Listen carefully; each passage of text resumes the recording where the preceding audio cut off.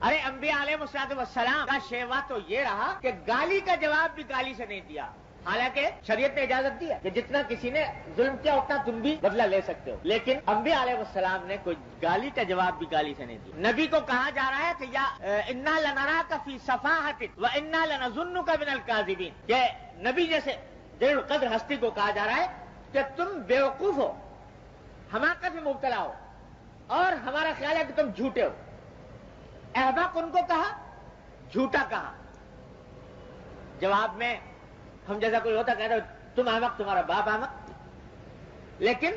جواب میں نبی کا جواب یہ ہے کہ یا قوم لیس بی صفاحۃ ولکنی رسول من رب العالمین، اے میری قوم میں بیوقوف نہیں ہوں، میں پروردگار کی طرف سے تمہارے پاس پیغمبر بن کے آیا۔ یہ جواب دے رہا ہے پیغمبر،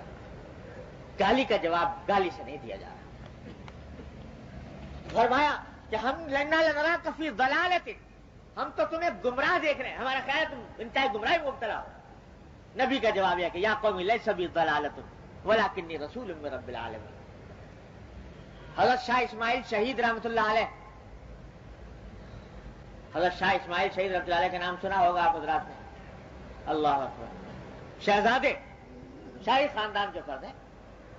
لیکن اللہ نے دین کی طلب دی تھی، آگ لگی ہوئی تھی سینے میں دین کی بات پہنچانے کی، تو لوگ دشمن بھی ہو جاتے ہیں ایسے آدمی کے، بدعات اور شرک کے خلاف جہاد کیا تو ایسے آدمی کے دشمن بھی ہو جاتے ہیں۔ ایک دن جامع مسجد میں بیان فرما رہے ہیں، واز فرما رہے ہیں، تو کسی آدمی نے کھڑے ہو کر حضرت کو تکلیف پہنچانے کے لیے جملہ کہا کہ مولانا ہم نے سنا ہے کہ آپ حرام زادے ہیں۔ استغفر اللہ علیہ، اندازہ لگائیے، اتنا بڑا عالم جلیل الشان، اور صرف عالم ہی نہیں، ساری دنیا جانتی ہے کہ شاہی خاندان کے فرد ہیں، شہزادے ہیں۔ یہ جملہ انہیں مغلظ گالی کو ہے، کوئی اور ہوتا تو نہ جانے کتنا غصہ نکالتا اس کے اوپر، وہ نہ نکالتا تو اس کے حوالی موالی اس کی تکہ بوٹی کا ڈالتا، لیکن یہ پیغمبروں کے وارث ہیں۔ جواب میں فرمایا کہ بھائی آپ کو غلط اطلاع ملی،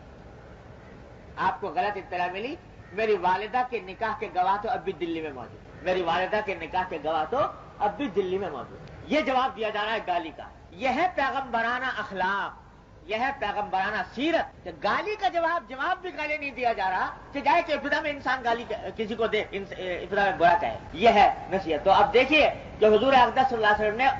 ان صحابی کو جو پہلی ملاقات ہے، ابھی آپ نے دیکھا کہ حضور کو پہچانتے بھی نہیں تھے، پہلی ملاقات، اور پہلی ملاقات میں چلتے وقت نصیحت مانگی، کیا نصیحت؟ تو پہلی نصیحت یہ فرمائی کہ لا تسبن احدا، کسی کو برا مت کہو، کسی کو گالی مت۔ چنانچہ وہ صحابی بھی پھر صحابی تھے، کہتے ہیں کہ جب حضور نے یہ نصیحت فرما دی، فما سببت بعدہ حرا ولا عبدا ولا بعیرا ولا شاتا،